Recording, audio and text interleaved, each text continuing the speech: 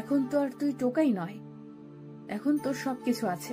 তোর যখন যা কিছু লাগে আমি দিব, তারপরও টোকাই নাম মুখে নিবি না। আচ্ছা, নিব না। এবার আপনি বলুন, আপনি কি কাউকে কখনো ভালোবেসেছেন? আয়, এই যা ইংলিশে বলে দিতে চাইছিলাম এখনই। আপনার কোনো পছন্দের ছেলে আছে? আমি এসব বিশ্বাস করি না। আর কোনো ছেলে কখনো ভুলেও আমাকে প্রপোজ করে নাই, কারণ তারা জানে আমি কেমন মেয়ে, এ কারণে ভয় প্রপোজ করে নাই। তাহলে মানুষের সাথে ভালো ব্যবহার করেন, তাদের সাথে কখনো অন্যায় করেন না, তাদের সবসময় ভালোবাসুন, দেখবেন জীবনটা অনেক সুন্দর হয়ে যাবে। তুই ঠিকই বলছিস হাসান। বাবার ক্ষমতা, টাকা পয়সায় আমি পুরো অন্ধ হয়ে গেছি। যখন যেটা চেয়েছি তাই করছি। গরিবের গায়ে কত হাত তুলেছি, কিন্তু একটা কথা, আজ পর্যন্ত আমি কাউকে হত্যা করি নাই। যা করেছে আব্বুর লোকেরা। কিছু মনে না করলে আমার সাথে একটা জায়গায় যাবেন, আমি মাঝে মাঝে ওখানে যাই। কিছু পিচ্চি ছেলে মেয়ে আছে, তাদের খাবার খাওয়াই। যাব, তবে আজকে আমি খাবার নিয়ে যাব, তুই কিন্তু নিতে পারবি না। ওকে, ঠিক আছে, এখন চলুন। তারা হয়তো না খেয়ে ঘুমিয়ে গেছে। তারপর মারিয়া আর আমি একটা রেস্টুরেন্টে গিয়ে খাবার নিয়ে বসিতে চলে আসলাম। আমাকে আর মারিয়াকে দেখে সবাই আমাদের সামনে চলে আসলো। আমাকে দেখে সবাই জড়িয়ে ধরলো। আমার আর ওদের কাহিনী দেখে মারিয়া এক ধ্যানে তাকিয়ে আছে। তারপর সবাইকে এক জায়গায় বসালাম, আমি সবাইকে খাওয়াই দিচ্ছি। তখন মারিয়াও হাত ধুয়ে তাদের খাইয়ে দিতে লাগলো। মারিয়ার এমন কিছু দেখে অবাক হলাম, কারণ যে মেয়ে গরিবদের দেখতে পারতো না, আর সেই মেয়ে আমার সাথে বস্তিতে এসে ছোট ছোট ছেলে মেয়েদের খাইয়ে দিচ্ছে। আমার কাছে অনেক ভালো লাগছে। সবার খাওয়া দাওয়া শেষ হলে তাদের থেকে বিদায় নিয়ে আমি আর মারিয়া বাসায় চলে আসলাম। আমি আর মারিয়া তাদের সাথে খাবার খেলাম। বাসায় আসতে আসতে রাত 9টা বেজে গেছে। মারিয়া কোনো কথা না বলে নিজের রুমে চলে গেল। আমি আমার রুমে চলে আসলাম। ওয়াশরুমে ঢুকে ফ্রেশ হয়ে বিছানায় শুয়ে বালিশের নিচ থেকে মোবাইলটা বের করে চালু করলাম। তারপর প্রধানকে ফোন দিলাম। আসসালামু আলাইকুম স্যার, কেমন আছেন? আলহামদুলিল্লাহ, ভালো আছি। তোমার তো আজকে কোনো খবর নেই। আমি তো অনেক চিন্তায় পড়ে গেছিলাম। সারাদিন কোথায় ছিলে? আসলে স্যার, আমি আজকে সারাদিন মারিয়ার সাথেই ছিলাম। ওর সাথে নানান জায়গায় গেছি, তাই আর বাসায় আসা হয়নি। তবে স্যার, একটা গুড নিউজ আছে। আরমান শিকদার কালকে বাংলাদেশে আসছে। এবার থেকে শুরু হবে আমার মিশন। তুমি কি শিওর আরমান শিকদার কালকে বাংলাদেশে আসছে? স্যার, মারিয়াকে আমার সামনে তার বাবা ফোন দিছে, তখন জানতে পারলাম। আর একটা জায়গার নাম বলছি। এই জায়গায় লোক পাঠিয়ে অস্ত্রগুলো বাহির করে পুরো বাড়িতে আগুন লাগিয়ে দিতে বলবেন। ওখানে প্রায় 10-15 জনের মতো লোক আছে। আপনি সেনাকর্মী সেভাবে পাঠাবেন। ঠিক আছে, আমি সব ব্যবস্থা করছি, তুমি নিজের খেয়াল রেখো। ঠিক আছে স্যার। আর একটা কথা, মারিয়া শিকদার মনে হয় আমার প্রতি দুর্বল, কারণ তার ব্যবহারে বোঝা যাচ্ছে ওকে আমার ভালোবাসার সাগরে ডুবিয়ে সবকিছু করতে হবে। ওকে, ঠিক আছে, যা কিছু করো নিজেকে সেভ রেখে করবে। তোমার কিছু হয়ে গেলে রাইসা আর তোমার আম্মু কি হবে? তাদের কথা কিন্তু মাথায় রাখবে। আজকে তোমার কথা জিজ্ঞেস করেছে, কিন্তু আমি কাজে গেছে বলে চালিয়ে দিছে। তুমি যত দ্রুত সম্ভব কাজটা শেষ করো। Okay sir. আর পুরনো বাড়ির ঠিকানা এইটা, একটু সাবধানে যেতে বলবেন। তারা কিন্তু বাড়ির চারপাশে সিসি ক্যামেরা লাগিয়ে রেখেছে। তাদের প্রথম কাজ হবে কারেন্টের লাইন কেটে দেওয়া, তারপর আক্রমণ করবে। ঠিক আছে, বুদ্ধি দেওয়ার জন্য ধন্যবাদ। আর এখন শুয়ে পড়ো, কালকে কথা হবে। আমি লোক পাঠাচ্ছি। তারপর প্রধান ফোন কেটে দিল। আমি আর কিছু না ভেবে ঘুমিয়ে গেলাম। সকালে হঠাৎ মারিয়া আমাকে ডাকতে লাগলো। কি হয়েছে, ডাকছেন কেন? তুই এখনো ঘুমিয়ে আছিস? আমাদের সাথে এয়ারপোর্ট যাবি না? আব্বু অল্প কিছুক্ষণের মধ্যে বাংলাদেশে পৌঁছে যাবে। আসলে গতকাল কথা বলতে বলতে অনেক রাত হয়ে গেছে। আপনি চলে যান, আমার শরীরটা কেমন খারাপ লাগছে। উনি বাসায় আসলে কথা বলা যাবে। ঠিক আছে, আমি কাজের লোককে বলে যাচ্ছি তোকে ওষুধ এনে দিতে। নাস্তা করে শুয়ে থাকিস। বলে রুম থেকে বেরিয়ে গেল। আসলে আমি নিজে যেতে চাইনি, কারণ রাইসা আর আম্মুর সাথে কথা বলবো। আম্মু আর রাইসার কথা মনে পড়ছে অনেক। বিছানা থেকে উঠে দরজা বন্ধ করে দিলাম। এখন মারিয়া আর আমি ছাড়া কেউ আমার দরজা খুলতে পারবে না। আর রুমের ভিতরে কথা বললে বাহিরে কোনো শব্দ যায় না। মোবাইল বের করে রাইসার মোবাইলে ফোন দিলাম। ফোন দেওয়ার সাথে সাথে ধরলো। হয়তো আমার ফোনের আশায় বসে আছে। কিরে রাইসা, কেমন আছিস? আম্মু কেমন আছে? আম্মু কোথায়? তোকে ছাড়া ভালো লাগে না ভাইয়া। আম্মু সারাদিন তোর জন্য চিন্তা করে। তুই কেমন আছিস ভাইয়া? আলহামদুলিল্লাহ, আমিও ভালো আছি। আর আমার জন্য চিন্তা করিস না। আল্লাহর রহমতে তোর আর আম্মুর দোয়ার সাথে থাকলে কেউ কিছু করতে পারবে না, একমাত্র আল্লাহ ছাড়া। আমি প্রতিদিন নামাজ পড়ে তোর জন্য দোয়া করি, আল্লাহ যেন আমার ভাইয়াকে সব সময় ভালো রাখে। এখন বল আম্মু কোথায়? আম্মুর কাছে মোবাইলটা দে। তারপর রাইসা আম্মুর কাছে মোবাইলটা দিল। আম্মু আমার সাথে কথা বলতে এসে কান্না করে দিল। আমি আম্মুকে বুঝিয়ে শান্ত করলাম। কিছুক্ষণ আম্মুর সাথে কথা বলে ওয়াশরুমে চলে গেলাম। ফ্রেশ হয়ে বিছানায় বসতেই দরজায় টোকা পড়লো। আমি দরজা খুলে দেখি বাসার কাজের লোক আমার জন্য নাস্তা আর সাথে ওষুধ নিয়ে আসছে। তাদের থেকে নাস্তা নিয়ে দরজা বন্ধ করে দিলাম। বিছানায় বসে নাস্তা খেয়ে নিলাম আর ওয়াশরুমে গিয়ে ওষুধগুলো ফেলে দিলাম। হঠাৎ মনে হলো প্রধানকে ফোন দেওয়ার কথা। গতকাল রাতে কি মিশন ঠিক মতো হয়েছে তা জানার জন্য প্রধানকে ফোন দিলাম। আসসালামু আলাইকুম স্যার, কেমন আছেন? আর গতকাল রাতের মিশন সাকসেসফুল হয়েছে? আলহামদুলিল্লাহ ভালো আছি। আর গতকাল রাতে তোমার কথা মতো আক্রমণ করা হয়েছে, তবে আমাদের লোক কিছু আহত হয়েছে। তারা হাসপাতালে আছে। তাদের সবগুলো লোক মারা গেছে। পুরো বাড়িতে আগুন লাগিয়ে দেওয়া হয়ে গেছে। ও ঠিক আছে, কিন্তু সকালবেলা মারিয়া তো আমাকে কিছু বলে নাই, নাকি এখনো খবর পাইনি? সেটা হবে, ঠিক আছে, পরে কথা হবে। নিজের খেয়াল রেখো। আল্লাহ হাফেজ। প্রধান ফোন কেটে দেওয়ার পর বিছানায় শুয়ে ভাবতে লাগলাম, মারিয়া কি এখনো খবর পাইনি? খবর পাবে কিভাবে? তাদের লোক তো সবগুলোকে মেরে ফেলেছে। হঠাৎ কে যেন দরজায় টোকা দিল। আমি মোবাইল বন্ধ করে সেফ মতো রেখে দরজা খুলে দিলাম। দরজা খুলে দেখি মারিয়া দাঁড়িয়ে আছে। চোখ দেখে বোঝা যাচ্ছে অনেক রেগে আছে। আপনার আব্বু এসেছে। আর আপনার চোখ এমন লাল হয়ে আছে কেন? গতকাল রাতে আমাদের পুরনো বাড়িতে কারা জানি আক্রমণ করেছে। আমাদের সব লোক মারা গেছে, আবার পুরো বাড়িতে আগুন লাগিয়ে দিয়েছে। ওই বাড়িতে আমাদের প্রায় 1 কোটি টাকার অবৈধ জিনিস ছিল। এর আগে আর্মি অফিসার রাসেল বর্ডারের পাশে পুরনো বাড়িতে আগুন লাগিয়ে দিছে। ওখানে প্রায় 2 কোটি টাকার অবৈধ মালামাল ছিল। এখন আমার মনে হয় আর্মি অফিসার রাসেল মনে হয় বাংলাদেশে আছে। কি বলছেন আপনি? প্রায় 3 কোটি টাকার মালামাল আগুনে পুড়িয়ে দিছে। এই আর্মি অফিসার মনে হয় অনেক চালাক। সে এমন ভাবে কাজ করে আপনারা কেউ বলতে পারেন না। আমারও তাই মনে হয়, কিন্তু ওকে যদি একবার ধরতে পারি আমি নিজের হাতে খুন করব। আমাকে এখনো চিনতে পারে নাই ওই আর্মি অফিসার। আচ্ছা, এসব নিয়ে পরে ভাবা যাবে। এখন বলেন আপনার আব্বু কোথায়? আমাকে ওনার সাথে পরিচয় করিয়ে দিবেন না? এখন করব না, কারণ আব্বুর এখন মাথা গরম আছে। আমি এসেছি তোকে দেখতে। তুই সকালে বলেছিলি তোর শরীর খারাপ, তাই তোকে দেখতে আসলাম। এখন এখন কি তোর অবস্থা? আলহামদুলিল্লাহ, আমি এখন ভালো আছি। কাজের লোক ওষুধ দিয়ে গেছে। ঠিক আছে, এখন শুয়ে থাক। আর একটা কথা, তোর কাছে কি মোবাইল আছে? না, আমার কাছে কোনো মোবাইল নেই। থাকলে তো আপনার কাছে ফোন দিয়ে খোঁজ খবর নিতাম। ঠিক আছে, বিকেলে তোকে নিয়ে মার্কেটে যাব, তখন একটা কিনে দেব। বলে মারিয়া চলে গেল। আপনারা কি ভাবছেন আমি মারিয়ার প্রেমে পড়ে গেছি? তাহলে ভুল ভাবছেন। আমি ওকে আমার প্রেমে ফাঁসিয়ে আমার বোনের শরীর থেকে যতটুকু রক্ত ঝরিয়েছে আমিও তার শরীর থেকে ততটুকু রক্ত ঝরাবো। এখন থেকে দেখবেন আমি রাসেল কি করি। মাত্র তো 2টা বাড়িতে আগুন দিছি। তোদের সব আস্তানার একবার খবর পাই সবগুলোতে আগুন লাগিয়ে দিব। তারপর তোদের আইনের আওতায় আনবো। বিকেলে ঘুমিয়ে আছি, হঠাৎ মারিয়া আমার রুমে এসে ডাকতে লাগলো, আই হাসান ওঠ, তোকে নিয়ে বাহিরে যাব। আপনি রেডি হয়ে একটু নিচে দাঁড়ান, আমি ফ্রেশ হয়ে আসছি। মারিয়া ঠিক আছে বলে রুম থেকে বেরিয়ে গেল। আমি বিছানা থেকে নেমে ওয়াশরুমে ঢুকে ফ্রেশ হয়ে একটা জামা গায়ে দিয়ে রুম বেরিয়ে বাসার বাইরে চলে আসলাম। কিছুক্ষণ পর মারিয়া বেরিয়ে আসলো। তাকে দেখে তো আবার প্রেমে পড়ে গেলাম। হায় হায়, এটা আমি কি বলছি? তাহলে আমার বোনের রক্তের প্রতিশোধ নিব কিভাবে? তো যাই হোক, মারিয়া এসে নিজের গাড়িতে উঠল। তার লোকেরা তার সাথে আসতে চাইলে মারিয়া মানা করে। আমি মারিয়ার সাথে গাড়ির সামনে বসলাম। মারিয়া প্রথমে একটা মার্কেটে গেল। মার্কেট থেকে একটা দামি মোবাইল কিনে দিল। তারপর এখানে ওখানে ঘোরাঘুরি করে রাত 10টায় বাসায় গেল। এইভাবে দেখতে দেখতে আরো কিছুদিন চলে গেল। মারিয়া এখন আমার প্রতি দুর্বল।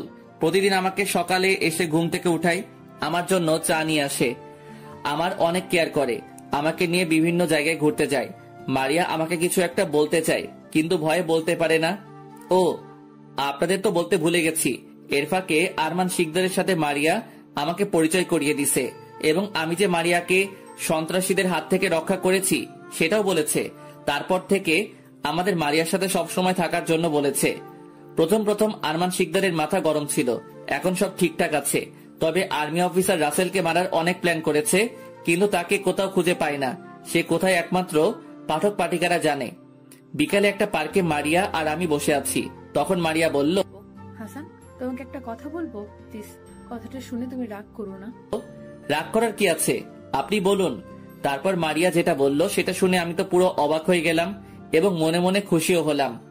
যারা সত্যিকারে ভালোবাসে তারা মোনাজাতে কাঁদে, কখনো অভিশাপ দেয় না। রাগ কমে যায় ভাগ করে নিলে, অভিমান চলে যায় ভালোবাসা দিলে, কষ্ট বেড়ে যায় বন্ধু ভুলে গেলে, হৃদয় ভেঙে যায় মনের মানুষ আঘাত করলে।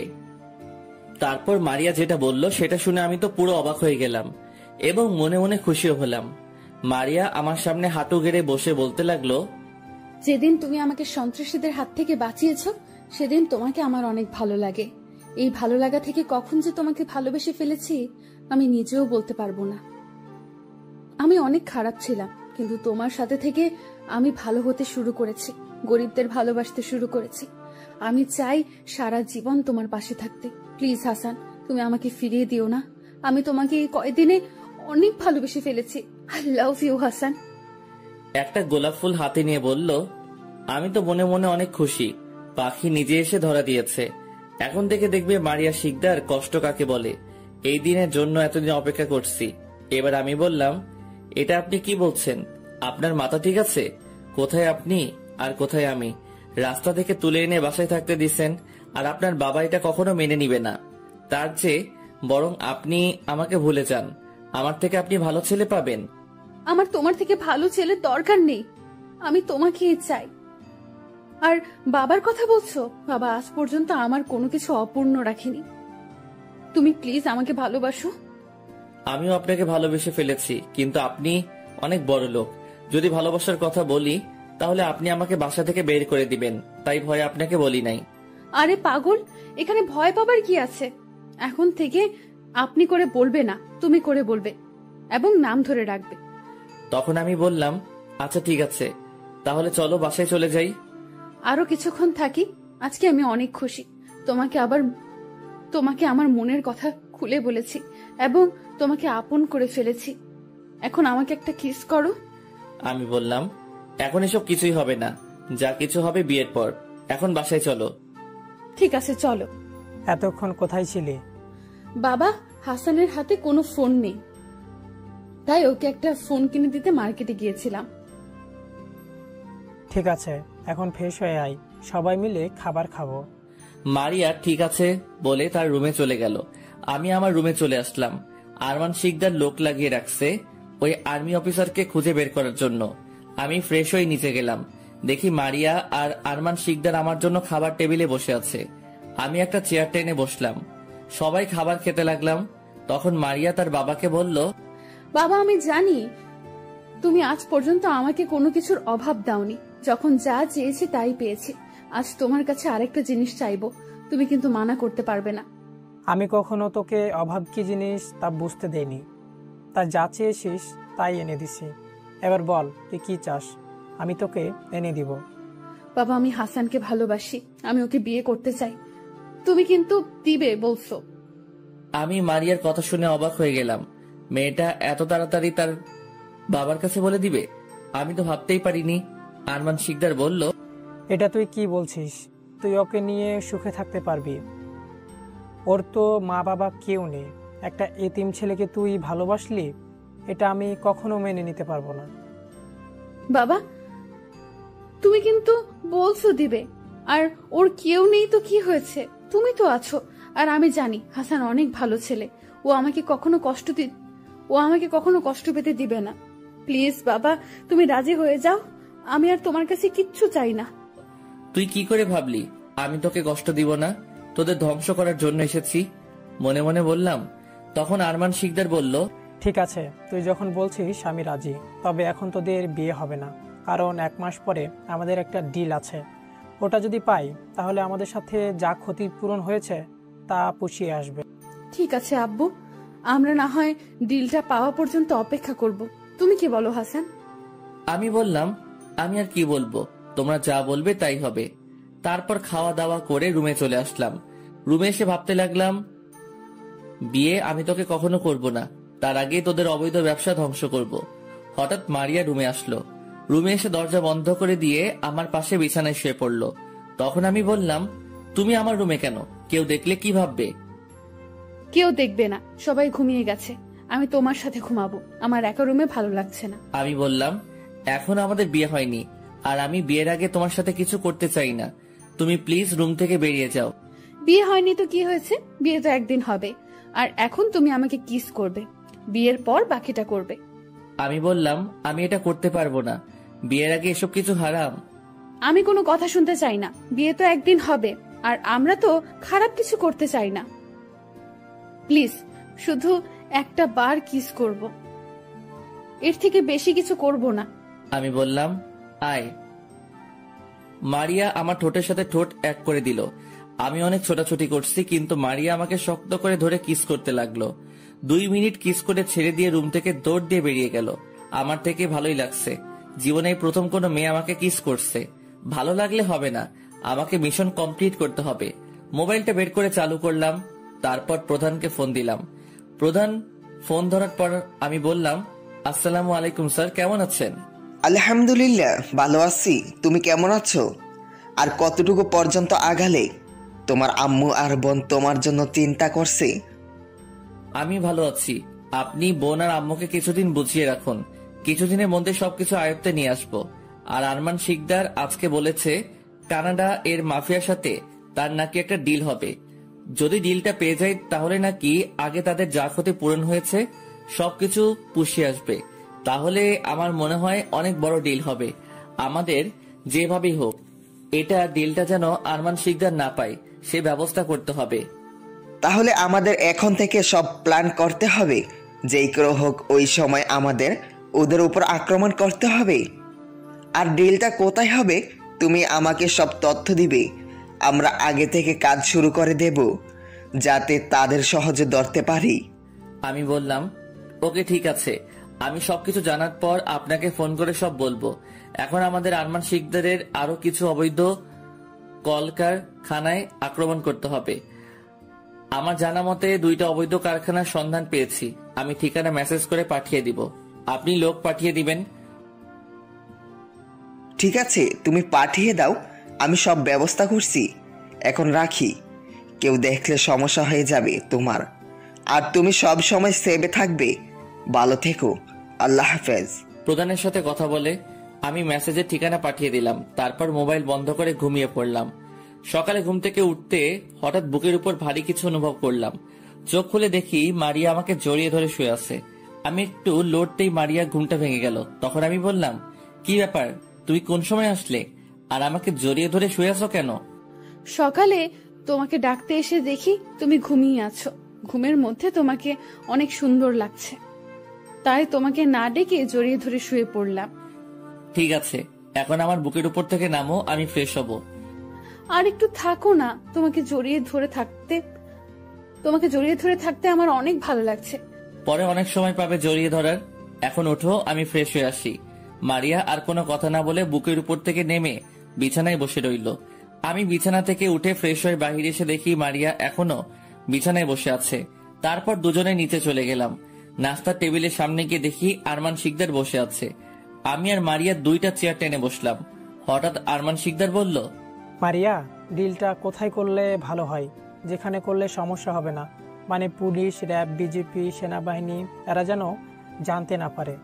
আব্বু আমি বলি কি, এই ডিলটা তো অনেক বড়, তাই বলছি সিলেটে যে বর্ডারের পাশে আমাদের আরেকটা কারখানা আছে ওখানে করলে ভালো হবে। কারণ ওই কারখানার কথা কোনো পুলিশ, র্যাব, সেনাবাহিনী কেউ জানে না, শুধু বিজিবি এটার কথা জানে। তবে আমরা তো অনেক টাকা দিয়ে তাদের মুখ বন্ধ করে রেখেছি। তুই ঠিক বলছিস, এই ডিলটা অনেক বড়, আর এটা যদি সেনাবাহিনীর কানে যায় তাহলে অনেক বড় একটা সমস্যা হবে। আর কানাডা থেকে জেমস, কানাডার মাফিয়া, বলেছে একটা নিরাপত্তার জায়গায় ব্যবস্থা করতে, যদি কোনো সমস্যা হয় তাহলে আমাদের কাউকেই ছাড়বে না। আমার বিশ্বাস এটা কেউ বলতে পারবে না। তুমি জেমসকে জানিয়ে দাও, কোনো সমস্যা হবে না, তাদের সব কিছু রেডি করতে। আর তুমি সিলেটে যারা ওই কারখানায় কাজ করে তাদের বলো চারিপাশে সিসি লাগিয়ে রাখতে। আর আমাদের এখান থেকে আরো কিছু লোক পাঠিয়ে দাও, তাহলে কাজটা তাড়াতাড়ি শেষ হবে।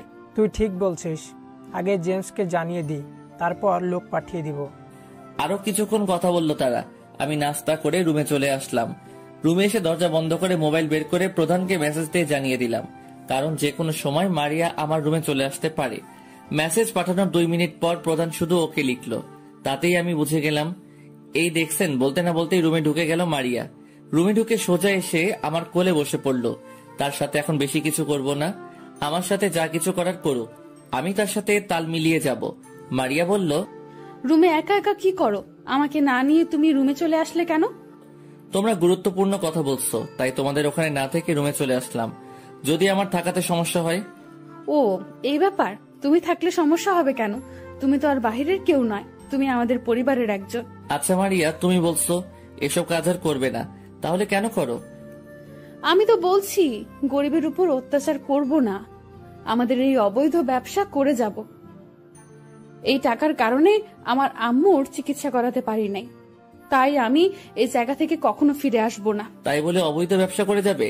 হালাল পথে উপার্জন করতে পারো না? তুমি জানো এই অবৈধ ব্যবসার কারণে একদিন তোমার মৃত্যু হতে পারে। আমাদের কেউ কিছু করতে পারবে না। অনেক বড় বড় পুলিশ র্যাব আমাদের হাতের মুঠোয় আছে, কারণ আমাদের টাকা দিয়ে অনেক বড় বড় পুলিশ অফিসার গাড়ি বাড়ি করেছে। শুধু একটাই আফসোস, সেনাবাহিনীর কোনো কর্মকর্তাকে হাতের মুঠোয় আনতে পারি নাই। আমার জানা মতে সেনাবাহিনী টাকার বিনিময়ে কিছু করে না, তারা দেশের জন্য কাজ করে যায়। ঠিক বলছো। আচ্ছা, এখন এসব কথা বাদ দাও, আমাকে এখন জড়িয়ে ধরে কিস করো। গতকাল রাতে তোমাকে কিস করে সারা রাত ঘুমাতে পারিনি। এখন না করলে হয় না? না, এখন তোমাকে কিস করতে হবে। আমার আর সহ্য হয় না, কবে যে তোমাকে কাছে পাবো। ধৈর্য ধরো, ধৈর্যের ফল মিষ্টি হয়। বিয়ের পর তোমার সব আবদার পূরণ করব। সেটা বিয়ের পর। এখন তোমার ঠোঁট দুটো আমাকে টানছে। যদি কিস না করো তাহলে আমি তোমার সাথে আর কথা বলবো না। কি আর করার, আমি মারিয়াকে জড়িয়ে ধরে কিস করতে লাগলাম। মারিয়া আমাকে কিস করতে করতে বিছানায় ফেলে দিল। আমি বুঝতে পারছি মারিয়া কন্ট্রোল করতে পারছে না। আমি তাকে জোর করে সরিয়ে দিলাম। দেখতে দেখতে 10 দিন চলে গেল। এখন মারিয়া রাতে আমার সাথে ঘুমায়। আমাদের মধ্যে কিস, জড়িয়ে ধরা, এর থেকে বেশি কিছু হয়নি। আর এই দিনের ভিতরে আর 2টা কারখানায় আগুন লাগিয়ে দেওয়া হয়েছে। কে বা কারা করছে এখনো তাদের খুঁজে বের করতে পারে নাই। বের করবে কিভাবে?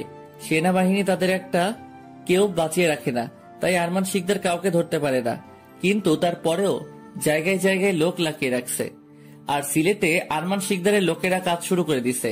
আর আমাদের প্রধান সেনাবাহিনী নিয়ে প্ল্যান করতে আসছে, এবং সবাই কিভাবে আক্রমণ করবে। সকালে মারিয়া রুমে এসে আমাকে ডাকতে লাগলো। আমি ঘুম ঘুম চোখে বললাম, কি হয়েছে, ডাকছো কেন? আমাকে আর একটু ঘুমাতে দাও। সারা রাত তোমার জন্য একটু ঘুমাতে পারি নাই। তুমি সারা রাত আমার সাথে দুষ্টুমি করছো। দুষ্টুমি শুধু আমি একা করছি? তুমিও তো করছো।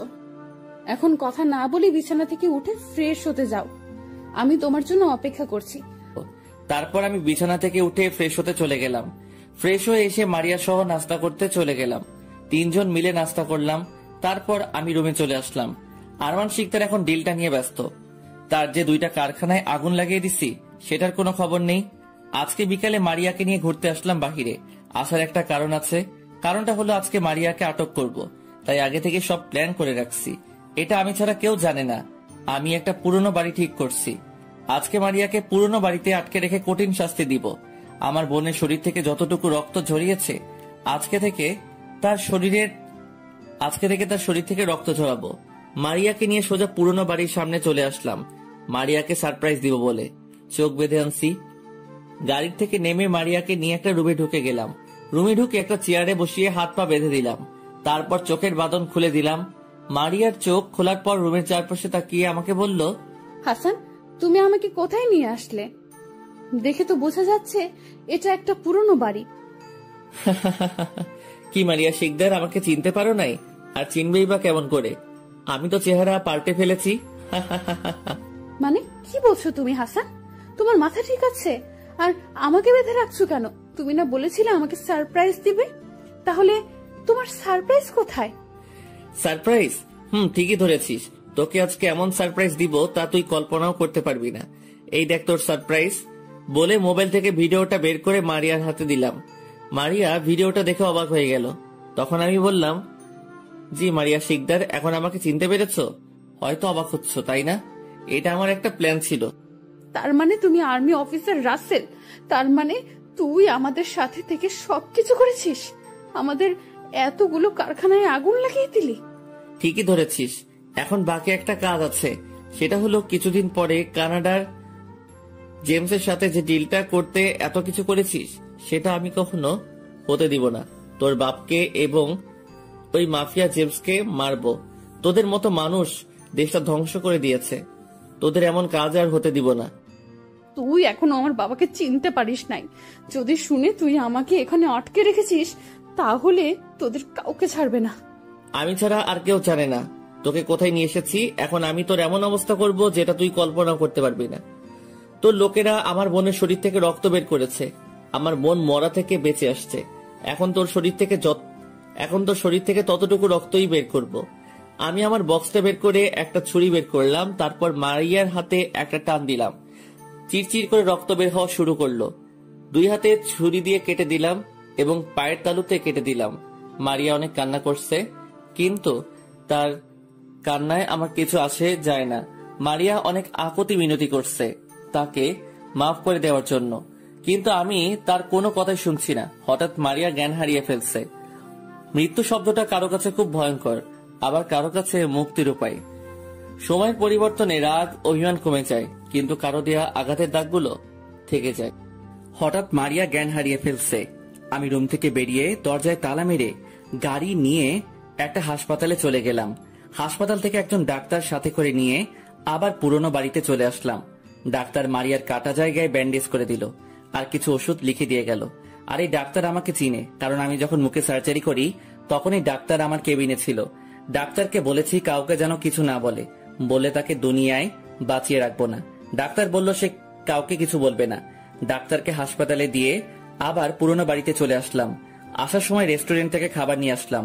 রুমের ভিতরে ঢুকে দেখি মারিয়ার জ্ঞান ফিরেছে। আমাকে দেখে মারিয়া বলল, কিরে, আমাকে বাঁচিয়ে রাখছিস কেন? আমাকে বাঁচিয়ে রাখলে তোর বিপদ, কারণ আমার বাবার কানে যদি যায় তুই আমাকে কিডন্যাপ করেছিস তাহলে আব্বু তোকে ছাড়বে না।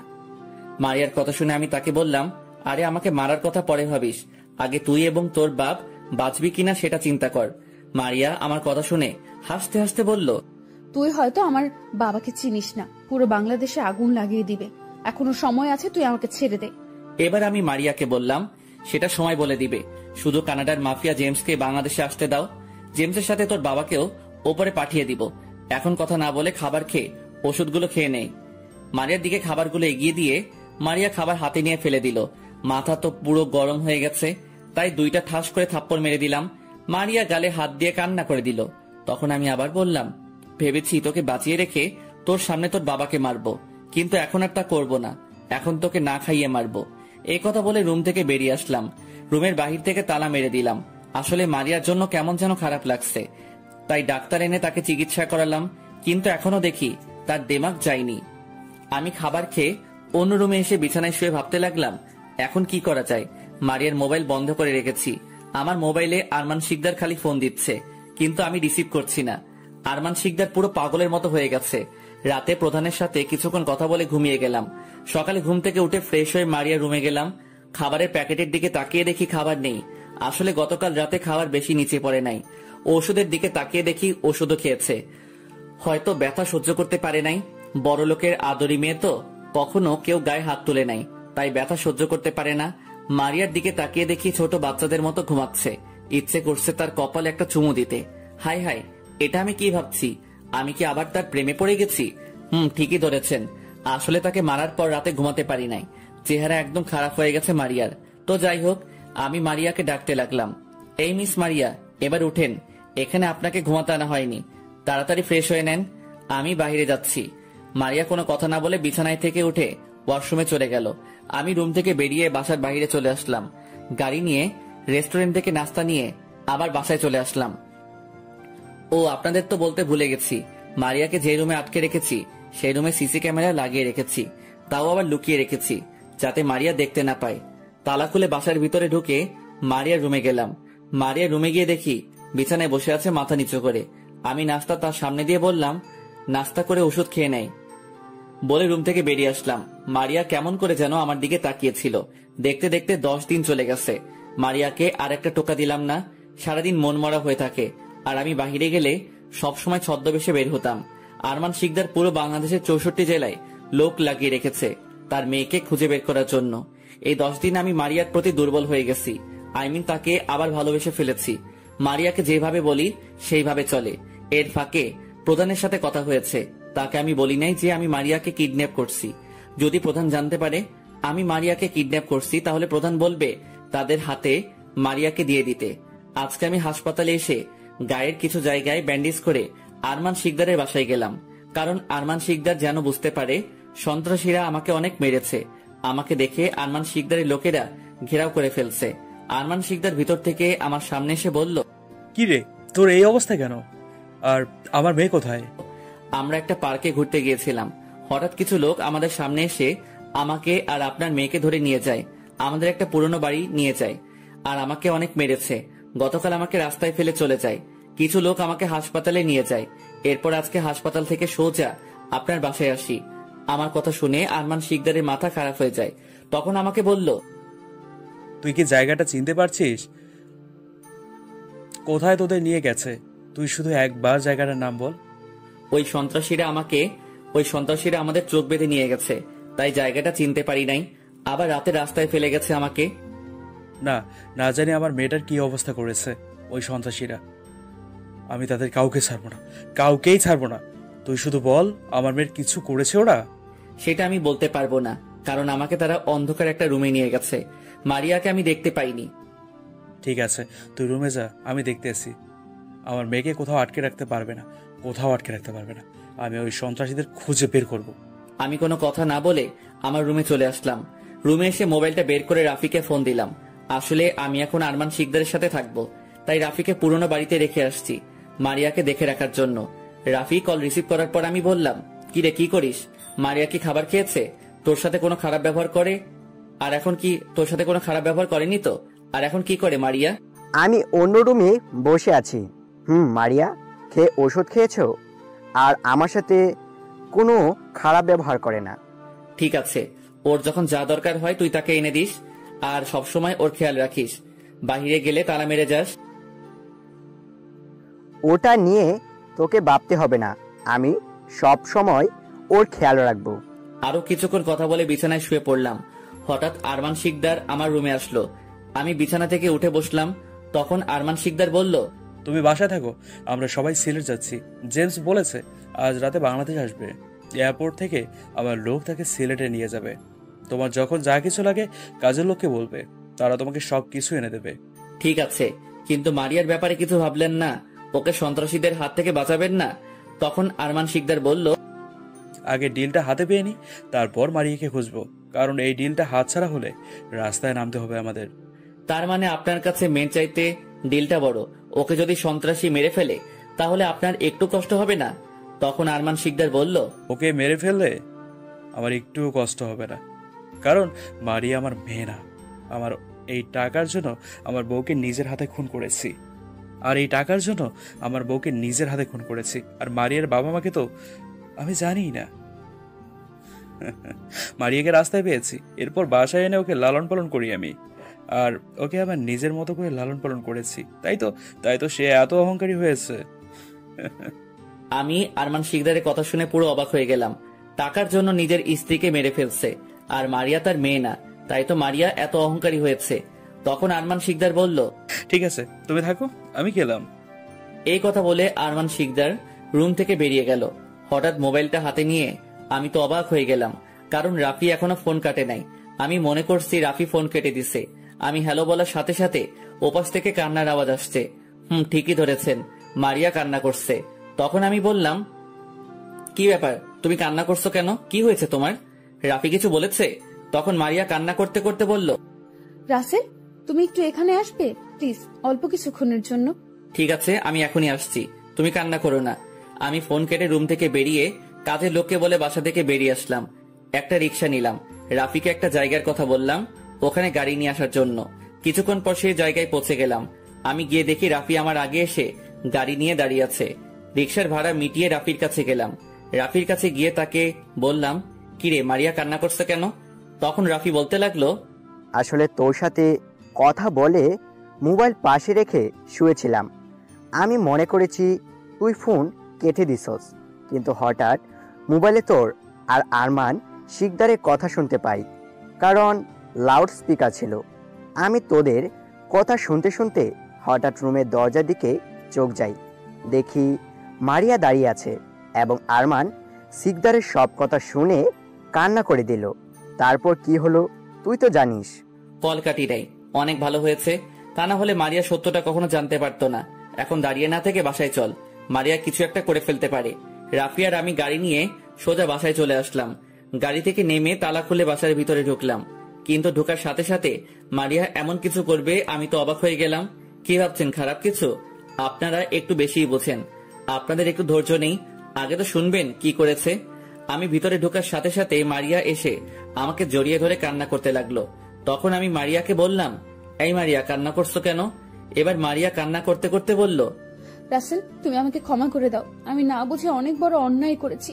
আমি জানতাম না আরমান শিকদার আমার বাবা না। আজকে বুঝতে পারলাম ওই আরমান শিকদার আমাকে ব্যবহার করেছে, তার মতো করে তৈরি করেছে। মারিয়ার কথা শুনে আমি বললাম, আমি তোমাকে অনেক আগে মাফ করে দিছি। আজকে আরমান শিকদারের কথা শুনে তোমার জন্য আরো মায়া জমেছে। একটা কথা কি, আমি তোমাকে প্রথম যেদিন তোমার গায়ে হাত তুলি তোমার শরীর থেকে রক্ত বের হচ্ছে, সেদিন আমার অনেক খারাপ লাগছে, তাই তো তোমাকে আর কষ্ট দেই নাই। আর একটা কথা কি, এই কয়দিনে আমি তোমাকে ভালোবেসে ফেলেছি। আজকে তোমার কাছে আমি সত্যি কথা বলি, এই কয়দিন তোমাকে মারার জন্য অভিনয় করে গেছি।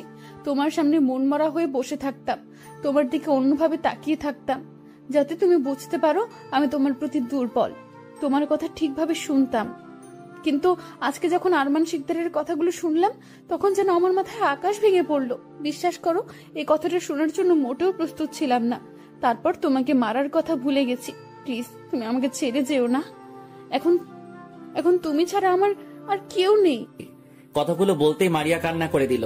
আমি মারিয়ার চোখের পানি মুছে বললাম, আমি তোমাকে কখনো ছেড়ে যাব না। আমার এই দেহে যতদিন প্রাণ থাকবে ততদিন তোমাকে ছেড়ে কোথাও যাব না। আরো কিছুক্ষণ কথা বলে মারিয়া, আমি আর রাফিকে নিয়ে বাসা থেকে বেরিয়ে গাড়ি নিয়ে রাফিদের বাসায় চলে আসলাম, কারণ মারিয়াকে রাফিদের বাসায় রেখে আমি প্রধানের অফিসে যাব। কিছুক্ষণ পর রাফিদের বাসায় চলে আসলাম। বাসার ভিতরে ঢুকে আঙ্কেল আন্টিদের সাথে কথা বলে বাসা থেকে বেরিয়ে গাড়ি সোজা প্রধানের অফিসে চলে গেলাম। অফিসের ভিতরে ঢুকে প্রধানের কেবিনে অনুমতি নিয়ে ঢুকলাম। প্রধানের সামনে গিয়ে স্যালুট দিয়ে সালাম দিলাম। তখন প্রধান বলল, আরে রাসেল, তুমি হঠাৎ এখানে? আমাকে তো বলো নাই তুমি আসবে। তখন আমি প্রধানকে বললাম, আসলে স্যার আমাদের এখনই সিলেট যেতে হবে, কারণ জেমস আজকে রাতে বাংলাদেশে আসবে। তারপর প্রধানকে পুরো ঘটনা খুলে বললাম। তখন প্রধান বলল, তাহলে আমাদের আজকে রাতে সিলেটে পৌঁছাতে হবে। সিলেটে গিয়ে সব প্রস্তুতি নিতে হবে, আর ওদের বাঁচিয়ে রাখা যাবে না। আমরা চাইলে জেমসকে এয়ারপোর্টে আটকাতে পারি, কিন্তু এটা আরমান শিকদারের কানে গেলে সে ওখান থেকে সরে যাবে। প্রধানের কথা শুনে আমি বললাম, ঠিক বলছেন স্যার, আমরা হেলিকপ্টারে করে সিলেট ক্যাম্পে যাব। ক্যাম্প থেকে সব প্রস্তুতি নিয়ে ওদের আস্তানায় যাব। তখন প্রধান বলল, ঠিক আছে, তুমি বাইরে গিয়ে সবাইকে এক জায়গায় হতে বলো, আমি কিছুক্ষণের মধ্যেই আসছি। আমি ঠিক আছে বলে প্রধানের ক্যাবিন থেকে বেরিয়ে গেলাম। তারপর সবাইকে এক জায়গায় জড়ো করলাম। কিছুক্ষণ পর প্রধান আসলো। তারপর প্রধান সবার উদ্দেশ্যে বলতে লাগলো, তোমরা হয়তো জানো আমাদের দেশে একটা মাফিয়া আছে। সে এই দেশটাকে ধ্বংস করে দিচ্ছে। সে দেশের বাইরের লোকের সাথে হাত আছে। এই দেশকে বাইরের অবৈধ ব্যবসা করে যাচ্ছে। এই দেশ থেকে বাইরের অবৈধ ব্যবসা করে যাচ্ছে। তাই আমরা আজকে রাতে সিলেটে যাব। ওখানে গিয়ে সবাইকে প্রস্তুতি নিতে হবে। তারপর সবাই একসাথে বলল, ওকে স্যার। তারপর প্রধান আমাকে বলল তাদের বুঝিয়ে দিতে। তখন আমি বললাম, সবাই শুনুন, এই দেশ আমাদের। এই দেশ পুরো বাংলাদেশের 18 কোটি মানুষের। আমরা চাই আমাদের দেশকে রক্ষা করতে, দেশ থেকে সব সন্ত্রাসীদের দূর করতে। দেশের জন্য জীবন দিতে প্রস্তুত আছি আমরা। আমরা সন্ত্রাসীদের সব আস্তানা পুড়ে দেশটাকে শান্তিপূর্ণ দেশ হিসেবে গড়ে তুলব। তাই আমাদের সবাইকে প্রস্তুত হতে হবে। বাস্তবে তেলাপোকা দেখলে দৌড় দিয়ে পালিয়ে যাই, হাসলে কিন্তু দাঁত ভেঙে দিব। গল্পে হিরো সাজলাম আর কি। তো যাই হোক, গল্পে আসা যাক। আমার কথা শুনে সবাই সাহস পেল। আর তারপরে প্রধান আরো কিছু কথা বলল। আমরা সব জিনিসপত্র নিয়ে এখান থেকে 5টা হেলিকপ্টার নিয়ে সিলেটের উদ্দেশ্যে রওনা দিলাম। প্রায় 40 মিনিটের মধ্যে সিলেট ক্যাম্পে পৌঁছে গেলাম। ওখানে আরো কিছু কথা বললাম। আমাদের সাথে মেজর জেনারেল রহমত এসেছে। কিভাবে কি করতে হবে সবকিছু বুঝিয়ে দিচ্ছেন। আমরা সবাই প্রস্তুতি নিচ্ছি। রহমত স্যার কিন্তু সেনাবাহিনী ওদের আস্তানায় পাঠালো, কারণ ওদের আস্তানায় কোথায় কি আছে সেগুলো জানার জন্য। ওদের আস্তানায় 4 জন সেনাবাহিনী পাঠানো হয়েছে, সাথে সেনা সদস্য রহিমও গেছে। তারা সবাই ছদ্মবেশে গেছে। তারা 4 জন গাছের পাতা দিয়ে শরীরটা ঢেকে রেখেছে। প্রায় 1 ঘন্টা পর 4 জন সেনা সদস্য আসলো। এসে মেজর রহমত স্যারকে বলল তারা ওই আস্তানায় চারপাশে সিসি ক্যামেরা লাগিয়ে ভরে রেখেছে এবং আস্তানা থেকে কিছুটা ধরে ধরে মাটির নিচে বোম ফিটিং করে রাখছে। আমাদের সবাইকে সাবধানে আক্রমণ করতে হবে, নিচের দিকে লক্ষ্য রাখতে হবে। যদি একটা বোমা বিস্ফোরণ হয় তাহলে তারা সবাই বুঝে ফেলবে। তখন মেজর রহমত বলল, চিন্তা করো না, আমরা প্রশিক্ষণপ্রাপ্ত সৈনিক, আমাদের ওরা কিছুই করতে পারবে না। এখন তোমরা কয়েকজন গিয়ে মাটির নিচে যে বোমা ফিটিং করেছ সেগুলো উঠিয়ে ফেলো, তাহলে আমাদের আক্রমণ করতে সমস্যা হবে না। আরো কিছুক্ষণ কথা বলল মেজর রহমত। তারপর আমরা আমাদের প্রস্তুতি নিলাম। এখন শুধু গভীর রাতের অপেক্ষা। হঠাৎ আমার মোবাইলে একটা কল আসলো। মোবাইলটা হাতে নিয়ে দেখি আননোন নাম্বার। আমার এই নাম্বারে অচেনা নাম্বার থেকে কল আসলো কিভাবে? এই নাম্বার তো বাহিরের কেউ জানে না, শুধু প্রধান এবং রাফির কাছে থাকে। আরো 2টা নাম্বার ছিল, সেগুলো দিয়ে সবার সাথে কথা বলতাম। তো এখন ওই 2টা নাম্বার বন্ধ করে রেখেছি, কিন্তু এই নাম্বারটা খোলা রেখেছি। প্রধান যে কোনো সময় ফোন দিতে পারে, তাই আমি ফোনটা রিসিভ করার পর ওই পাশের থেকে যে কথা বলল এবং যেটা বলল তার জন্য মোটেও প্রস্তুত ছিলাম না। আমার মাথা পুরো খারাপ হয়ে গেছে।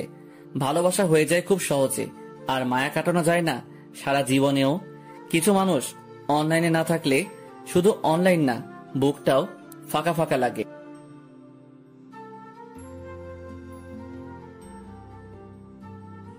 আমি ফোনটা রিসিভ করার পর ওই পাশের থেকে যে কথা বলল এবং যেটা বলল তার জন্য মোটেও প্রস্তুত ছিলাম না। আমার মাথা পুরো খারাপ হয়ে গেছে। ঠিকই ধরেছেন, আরমান শিকদার। তখন আরমান শিকদার বলতে লাগলো, কি অফিসার, কোথায় আপনি? আপনার জানের জিগের বন্ধু এবং ভালোবাসা এখন আমার কাছে। আপনি হয়তো ভাবছেন আমি কিভাবে জানলাম, তাহলে শুনুন। আপনাকে কেমন সন্দেহ লাগছিল, তাই বাসা থেকে বেরিয়ে আসতে কিছু লোককে রেখে এসেছি আপনাকে দেখে রাখার জন্য। আমি বাসা থেকে বেরিয়ে আসার কিছুক্ষণ পর যখন আপনি বাসা থেকে বেরিয়ে আসেন তখন আমার লোক আপনাকে প্রো করে। তারপর আপনি বাসা থেকে বেরিয়ে কোথায় গেছেন আমার লোক সবকিছু দেখছে। আপনি বাসা থেকে বেরিয়ে আসার পর আমার লোক তোমার বন্ধু এবং ভালোবাসাকে ধরে আমার কাছে নিয়ে আসে।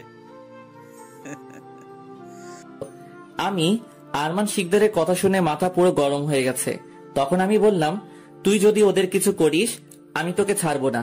এখনো সময় আছে, তুই ওদেরকে ছেড়ে দে, তা না হলে আমি তোকে নিজ হাতে মারবো। আমি ওদেরও মারবো এবং তোকেও মারবো, পারলে ওদেরকে বাঁচিয়ে নিয়ে যা।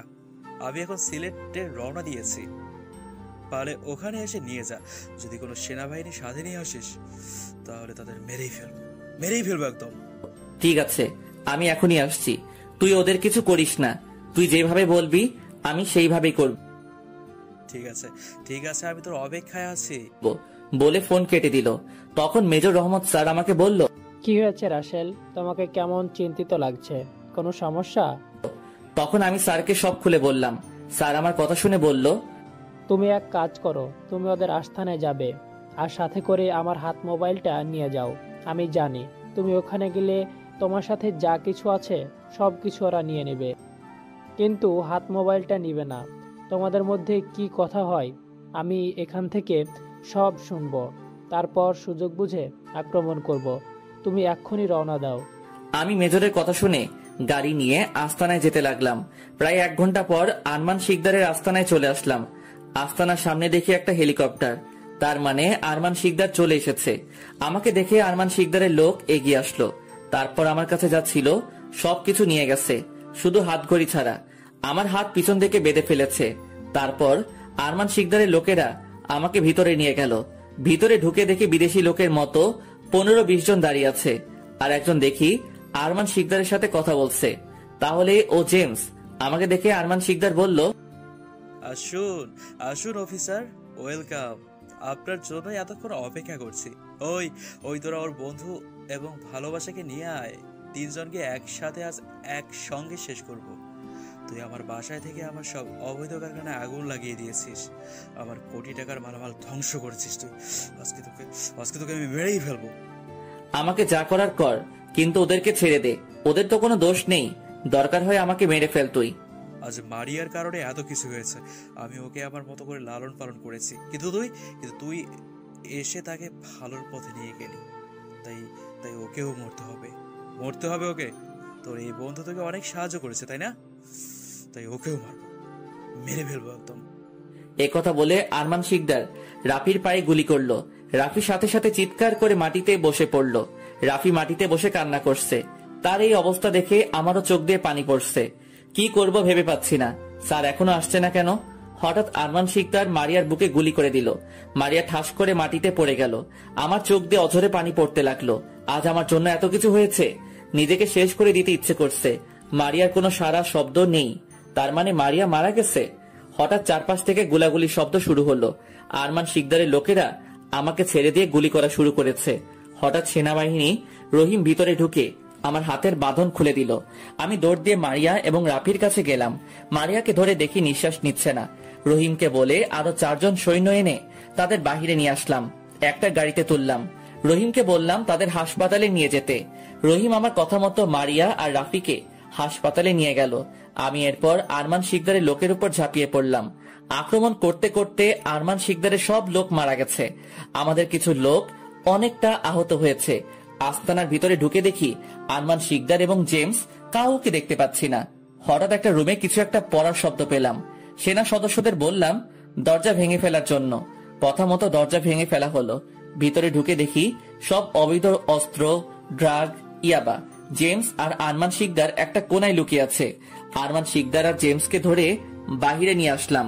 তারপর সবাই একসাথে শুট করলাম। তারা মাটিতে গড়াগড়ি করতে করতে মারা গেল। তারপর তাদের লাশ আগুন দিয়ে পুড়িয়ে ফেললাম। অস্ত্র, ড্রাগ, ইয়াবা এগুলো বের করে পুরো আস্তানায় আগুন লাগিয়ে দিলাম। তারপর মেজর সবাইকে নিয়ে ক্যাম্পে চলে গেল। আমি গাড়ি নিয়ে হাসপাতালে চলে আসলাম। আসার আগে ফোন দিয়ে রহিমকে বললাম কোন হাসপাতালে আছে। রহিম হাসপাতালের কথা বলল এবং কত নম্বর কেবিনে আছে সেটাও বলল। হাসপাতালে এসে একজন নার্সকে বলে কেবিনের সামনে চলে আসলাম। দেখি রহিম দাঁড়িয়ে আছে, সাথে আরো 4-5 জন সৈন্য আছে। আমি রহিমকে বললাম এখন কি অবস্থা ওদের, ডাক্তার কি বের হয়েছে? তখন রহিম বলল না স্যার, ডাক্তার এখনো বের হয়নি। আর আপনার বন্ধুর গুলি বের করা হয়েছে, সে এখন ভালো আছে। এখন ও অন্য কেবিনে আছে। এর ভিতরে ডাক্তার কেবিন থেকে বেরিয়ে আসলো। আমি ডাক্তারের সামনে গিয়ে বললাম ডাক্তার আমার মারিয়া কেমন আছে? ও কি বাঁচবে ডাক্তার? যত টাকা লাগে আমি দিব, আপনি ওকে আমার কাছে ফিরিয়ে দেন। দেখুন, আমরা অনেক চেষ্টা করেছি বাঁচানোর জন্য। তার বুকের গুলি বের করা হয়েছে, কিন্তু তারপরেও তাকে বাঁচাতে পারেনি। গুলিটা তার ফুসফুসে আঘাত করেছে, তাই আমাদের দ্বারা সম্ভব হয়নি। দুঃখিত। এ বলে ডাক্তার চলে গেল। আমি সাথে সাথে মাটিতে বসে পড়লাম। 2 চোখ দিয়ে পানি পড়তে লাগলো। আমার কারণে মারিয়াকে হারিয়ে ফেললাম। হঠাৎ আমি জ্ঞান হারিয়ে ফেললাম। যখন জ্ঞান ফিরে আসে তখন দেখি আমি একটা হাসপাতালের কেবিনে শুয়ে আছি। কেবিনে দেখি একজন নার্স। আমার জ্ঞান ফিরে আসার পর উনি বলল যাক, তাহলে আপনার জ্ঞান ফিরেছে। আজ 2 দিন পর আপনার জ্ঞান ফিরে এসেছে। হঠাৎ আমার মনে হলো মারিয়ার কথা। তখন আমি নার্সকে বললাম আমার মারিয়া কোথায়? মারিয়া আমাকে ছেড়ে কখনো যেতে পারে না। আপনি আমাকে ওর কাছে নিয়ে চলেন। ও আমাকে একা রেখে কখনো মরতে পারে না। তখন নার্স বলল আপনি শান্ত হন। আর আপনার মারিয়াকে সেনাবাহিনী ওই দিন নিয়ে গেছে। ওই দিনে ওর দাফন করা হয়ে গেছে। আপনি এখন অসুস্থ। প্লিজ আপনি উত্তেজিত হবেন না। নার্সের কথা শুনে আমি জোরে জোরে কান্না করতে লাগলাম। একটা বার আমার মারিয়ার মুখটা দেখতে পারলাম না। দেখতে দেখতে আজ 3 মাস চলে গেল। মারিয়াকে কবর দেয়া হয়েছে আমার বাসার পাশে। এর ভিতরে আম্মু আর রাইসাকে দেশে নিয়ে আসলাম। আমার মুখের চেহারা আগের মতো করে ফেললাম। এখন কিছুটা স্বাভাবিক আছি, কিন্তু মারিয়ার কথা ভুলতে পারছি না। আজকে ক্যাম্প থেকে বাসায় আসলাম। কলিং বেল চাপ দেওয়ার পর একটা মেয়ে দরজা খুলে দিয়ে আমাকে জড়িয়ে ধরে কান্না করে দিল। আমি মেয়েটার মুখটা ওপরে উঠিয়ে যেটা দেখলাম তার জন্য মোটেও প্রস্তুত ছিলাম না। ঠিকই ধরেছেন, মারিয়া। কিন্তু মারিয়া তো মারা গেছে, তাহলে এখন কোথা থেকে আসলো? আমি মারিয়াকে বললাম মারিয়া তুমি না মারা গেছো? আমি মরি নাই রাসেল, আল্লাহ আমাকে এখনো বাঁচিয়ে রাখছে। মানে কিভাবে, কি হয়েছে আমাকে একটু খুলে বলো। আজকে আমি এখনো বেঁচে আছি একজন ডাক্তারের কারণে। ওদিন যখন ডাক্তার আমাকে মৃত ঘোষণা করেন, তারপর আমাকে যখন মর্গে নিবে, তখন হঠাৎ আমার জ্ঞান ফিরে আসে। তখন একজন ডাক্তার আমাকে দেখে। তারপর আমাকে দেখে তিনি বুঝতে পারেন আমাকে বাইরে নিয়ে গেল, সুস্থ করা যাবে। আমাকে বাইরে নিয়ে গেলে সুস্থ করা যাবে। তারপর ইমার্জেন্সি আমাকে তিনি তার টাকা খরচ করে আমেরিকা নিয়ে আসে। এখানে আমার চিকিৎসা শুরু করে। আল্লাহর রহমতে আমি বেঁচে যাই। আমি সুস্থ হতে প্রায় 3 মাস লেগে যায়। তারপর আমাকে বাংলাদেশে নিয়ে আসে। বাংলাদেশে আসার পর তোমাকে খোঁজার জন্য রাফিদের বাসায় যাই। ওদের বাসায় গিয়ে রাফিকে পেয়ে যাই। তারপর রাফি আমাকে তোমার বাসায় নিয়ে আসে। আমি মারিয়ার কথা শুনে বললাম, তাহলে ডাক্তার আমাকে বলে নাই কেন? আর সেনা সদস্য তাহলে কাকে দাফন করলো? ডাক্তার তোমাকে বলতে পারে নাই, কারণ তুমি নাকি আমার মরার কথা শুনে জ্ঞান হারিয়ে ফেলেছ, কিন্তু তোমার জ্ঞান ফিরে আসে নাই। তাই তোমাকে আর কিছু না বলে সবকিছু জরুরিভাবে করে বাইরে নিয়ে গেছে। আর তোমার সেনা সদস্য কাকে দাফন করলো সেটা আমি বলতে পারবো না। আর আমাকে সবকিছু বলেছে ডাক্তার আঙ্কেল, যখন আমার জ্ঞান ফিরে আসে তখন। আমি মারিয়াকে আর কিছু জিজ্ঞাসা না করে জড়িয়ে ধরলাম। মারিয়ার পুরো মুখে চুমু খেতে লাগলাম। হঠাৎ রাইসা বলল, ভাইয়া আমি কিন্তু এখানে আছি, ভাবিকে পেয়ে আমার কথা ভুলে গেছো। আমি মারিয়াকে ছেড়ে রাইসার কপালে চুমু দিয়ে বললাম, আমি আমার বোনের কথা কখনো কি ভুলতে পারি? ভাইয়া চলো না আমরা কোথাও থেকে ঘুরে আসি। দেখতে দেখতে আজ আমার বাসর রাত। আজকে আমার আর মারিয়ার বিয়ে হয়েছে। বিয়েটা আমাদের বাসায় হয়েছে। বিয়েতে প্রধান সহ আরো অনেকে এসেছে। অনেক ধুমধাম করে বিয়েটা হয়ে গেল। আমার বিয়ের সব আয়োজন রাফি করেছে। ও আপনাদের তো বলতে ভুলে গেছি, মারিয়াকে যে ডাক্তার বাঁচিয়েছে তিনিও এসেছে। আমি ওনাকে টাকা দিতে চেয়েছি, কিন্তু উনি নেয় নাই।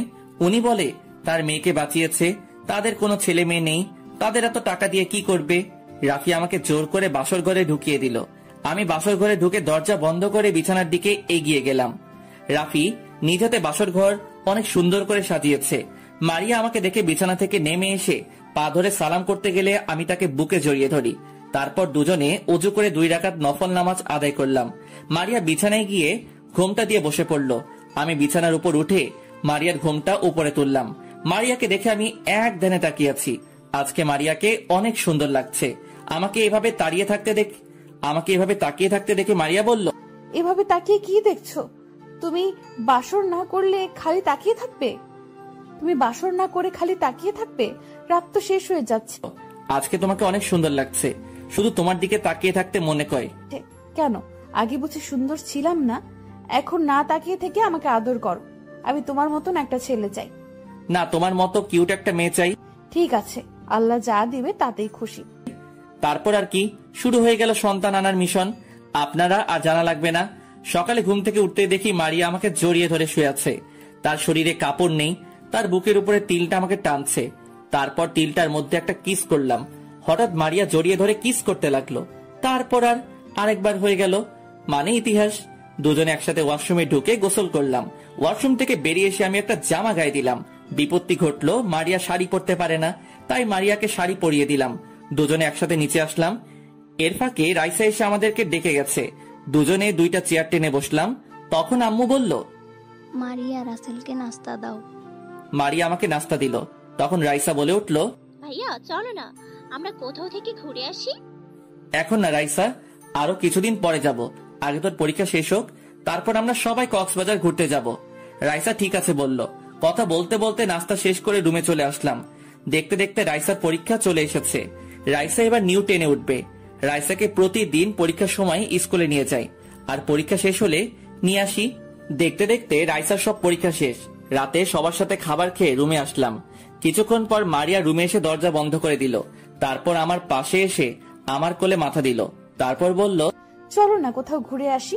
রাইসার তো পরীক্ষা শেষ, বাসায় একা একা ভালো লাগে না। একা একা কোথায়, বাসায় তো আম্মু সবসময় তোমার সাথে থাকে। আর আমিও চিন্তা করছি কিছুদিনের জন্য প্রধানের কাছ থেকে ছুটি নিয়ে ঘুরতে যাব। ঠিক আছে, কিন্তু তুমি এই কদিন আমাকে আদর করো নাই, সারাক্ষণ কাজে বিজি ছিলে। আম্মু আমাকে প্রতিদিন বলে তিনি দাদি ডাক শুনতে পাবে। তিনি কবে দাদি ডাক শুনতে পাবে, আর আইসা বলে সে কবে ফুফি ডাক শুনবে। তুমি তো আমাকে আদর করো না। এখন থেকে তোমাকে প্রতিদিন আদর করব। আসো, তোমাকে আজকে পুরো রাতে ভালোবাসা দিয়ে ভরিয়ে দেব। মারিয়াকে জড়িয়ে ধরে ঠোঁটের সাথে ঠোঁট লাগিয়ে দিলাম। তারপর দুজন দুজনকে পাগলের মতো কিস করতে লাগলাম। আস্তে আস্তে হারিয়ে গেলাম অজানা ঠিকানায়। আজকে আমরা সবাই কক্সবাজার যাচ্ছি। প্রধানের কাছে বলে 7 দিনের ছুটি নিলাম। রাইসা আর আম্মু গাড়ির পিছনের সিটে বসলো। মারিয়া আমার সাথে সামনের সিটে বসলো। ও আপনাদের তো বলতে ভুলে গেছি, প্রধান আমার নিরাপত্তার জন্য সাথে কিছু সৈন্য দিল। তারা পিছনে একটা গাড়ি নিয়ে আসতেছে। প্রায় 5 ঘন্টা পর আমরা কক্সবাজার এসে পৌঁছে গেলাম। আসার আগে 4টা রুম বুক করে এসেছি। একটা আম্মু আর রাইসা, আরেকটায় আমি আর মারিয়া, আর 2টোই সেনা সদস্য। আমরা সবাই হোটেলে পৌঁছে গেলাম। ম্যানেজার আমাদের রুম দেখিয়ে দিল। আম্মু আর রাইসা তাদের রুমে গেল, আমি আর মারিয়া একটা রুমে গেলাম। সেনাবাহিনী তাদের 2টা রুমে চলে গেল। দুজনে ফ্রেশ হলাম। কিছুক্ষণ পর খাবার নিয়ে আসলো। মারিয়াকে বললাম আম্মু আর রাইসাকে ডেকে আনতে। মারিয়া রাইসা আর আম্মুকে ডেকে আনলো। তারপর সবাই খাবার খেলাম। খাবার খেয়ে আম্মু আর রাইসা তাদের রুমে চলে গেল। আমি আর মারিয়া একটা ঘুম দিলাম। বিকেলে ঘুম থেকে উঠে ফ্রেশ হয়ে সবাই সমুদ্র সৈকতে ঘুরতে গেলাম। দেখতে দেখতে 5 দিন চলে গেল। অনেক আনন্দ করেছি। আজকে সবাই বাসায় ফিরে যাচ্ছি। বাসায় ফিরে আগের মতো কাজ করতে লাগলাম। মারিয়া বাসায় আম্মু আর রাইসার খেয়াল রাখে, আমি কাজ নিয়ে ব্যস্ত থাকি। এইভাবে কিছুদিন যাওয়ার পর হঠাৎ একদিন আমার মোবাইলে একটা কল আসে। আমি তখন একটা জায়গায় সেনাবাহিনী নিয়ে যাচ্ছিলাম কাজের জন্য। আমি ফোন ধরার পর ওপাশ থেকে যেটা শুনলাম সেটা শোনার জন্য মোটেও প্রস্তুত ছিলাম না। ফোন ধরার পর ওপাশ থেকে যেটা শুনলাম সেটা শোনার জন্য মোটেও প্রস্তুত ছিলাম না। ফোনটা করেছিল রাফি। তখন রাফি বলল, আজকে মার্কেটের সামনে এসে দেখলাম ভাবি এবং রাইসাকে কিছু ছেলে ডিস্টার্ব করছে।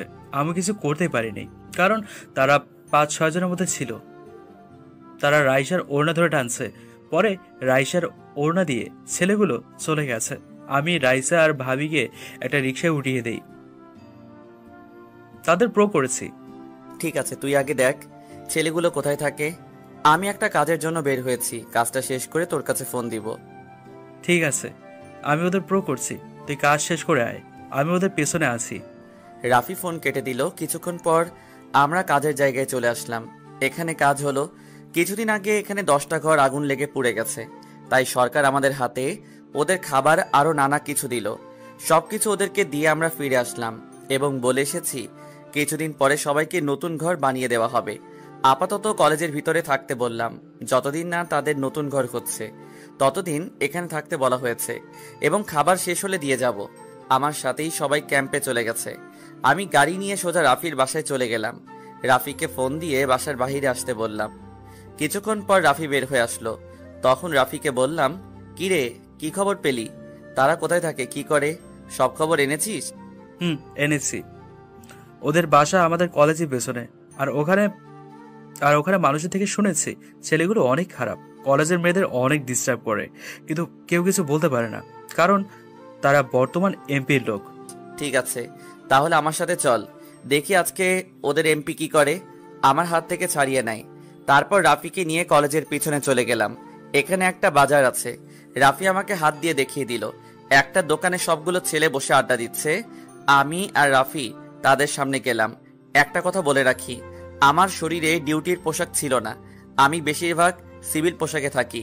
আমরা ওদের সামনে গিয়ে আমি ওদের বললাম, কিরে, তোরা অনেক বড় নেতা হয়ে গেছিস। রাস্তাঘাটে মেয়ে মানুষ দেখলে সহ্য হয় না। আজকে আবার আমার স্ত্রী এবং বোনের সাথে খারাপ ব্যবহার করেছিস। আজকে তোদের আমার হাত থেকে কেউ বাঁচাতে পারবে না। তখন তাদের মধ্যে একজন আমাকে বলল, আমরা এমপির লোক, তোকে যদি মেরে ফেলি তাহলে কেউ আমাদের কিছু করতে পারবে না। এটা বলার সাথে সাথে আমি ওদেরকে মারা শুরু করলাম। বাজারের মানুষ সবাই চারপাশে ঘিরে রেখেছে। আসলে আমি গাড়ির থেকে হাতে করে একটা রড নিয়ে গেছি। সবগুলো মায়ের খেয়ে দৌড় দিয়ে পালিয়ে গেল। আর যাওয়ার সময় বলে গেল আমাকে পরে দেখে নিবে। বাজারে সব মানুষ ওদের নামে নানান ধরনের কথা বলেছে। তারা নাকি এমপির পাওয়ারে চলে। আজকে থেকে আপনাদের কোনো ভয় নেই।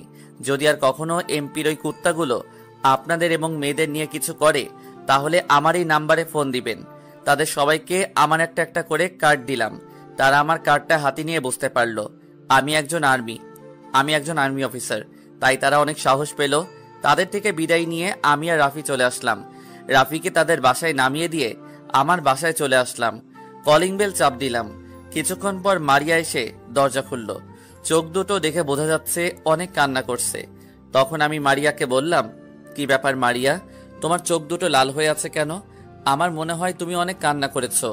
মারিয়া আমাকে জড়িয়ে ধরে কান্না করে বলতে লাগলো, আসলে আজকে আমি আর রাইসা একটু মার্কেটে গেছি কিছু কেনাকাটা করতে। কেনাকাটা শেষ করে যখন বাহিরে এসে রিক্সার জন্য দাঁড়িয়ে আছি, হঠাৎ কিছু ছেলে এসে আমাদের খারাপ খারাপ কথা বলে। আর একটা ছেলে রাইসার ওড়না নিয়ে গেছে। আমাদের সাথে কিছুক্ষণ খারাপ কথা বলে তারা চলে গেল। তারপর রাফি এসে আমাদের একটা রিক্সায় উঠিয়ে দিল। বাসায় গাড়ি থাকতে তোমরা রিক্সা করে কেন গেলে? আর বাসায় তো গার্ড ছিল, তাদের নিয়ে যাওনি কেন? তাহলে তো আর ওই ছেলেগুলো এসব করতে পারতো না। আসলে আমাদের রিক্সায় ওঠার অনেক শখ ছিল, তাই রাইসা আর আমি রিক্সা করে মার্কেটে গেলাম। গার্ড আমাদের সাথে যেতে চেয়েছে, কিন্তু আমরা মানা করছি। আমরা বুঝতে পারি নাই আমাদের সাথে এমন কিছু হবে। যা হবার হয়ে গেছে, এখন আর কান্না করো না। রাফি আমাকে সব বলেছে, এখন ওদের শিক্ষা দিয়ে বাসায় আসলাম। এখন বলো রাইসা কোথায়? রাইসা আম্মুর রুমে আছে, সে এখনো কান্না করে যাচ্ছে। আম্মু অনেক চেষ্টা করছে, কিন্তু তার কান্না থামছে না। ঠিক আছে, চলো রাইসার কাছে যাই। তারপর আমি আর মারিয়া রাইসার কাছে গেলাম। রুমে ঢুকে দেখি রাইসা আম্মুকে ধরে কান্না করছে, চেহারা পুরো ফুলে গেছে কান্না করতে করতে। আমি রাইসার পাশে বসলাম। আমি রাইসা বলে ডাক দিতেই আম্মুকে চেয়ে দিয়ে আমাকে জড়িয়ে ধরে আরো জোরে জোরে কান্না করে দিল। আমি বললাম, এই পাগলি, কান্না করছিস কেন? এই দেখ, তোর ভাই চলে এসেছে।